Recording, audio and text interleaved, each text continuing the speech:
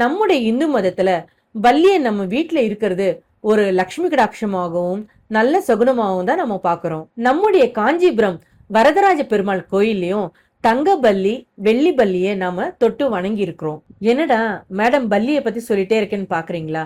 ஆமாங்க, அக்ஷய திருதியை வருதுங்க. அன்னைக்கு நம்ம கண்ணுல பல்லி தென்படவே தென்படாதுங்க. ஏன்னா அன்னைக்கு நம்ம பல்லியை பார்த்து வழிபட்டோம்னா நமக்கு செல்வ கடாட்சம் பெருகும்ன்றது பெரியவங்க எல்லாம் சொல்லியிருக்காங்க. சோ அன்னைக்கு எப்படியாவது பல்லியை தேடி வணங்கி நம்முடைய கஷ்டத்தை எல்லாம் சொல்லி தீர்க்கணும்னு சொல்லிட்டு நல்லா வேண்டிக்குங்க. இப்போ நம்முடைய அனந்தலை கிராமம் தன்வந்திரி ஆலயத்திலையும் தங்க பல்லியை பிரதிஷ்டை பண்ணியிருக்காங்க. அக்ஷய திருதியை அன்று வாஸ்து பகவான் கட்டளைப்படி பல்லி அன்னைக்கு நம்ம கண்ணுல தெரியவே தெரியக்கூடாது அப்படின்னு அவர் கட்டளை இட்டு இருக்காருங்க.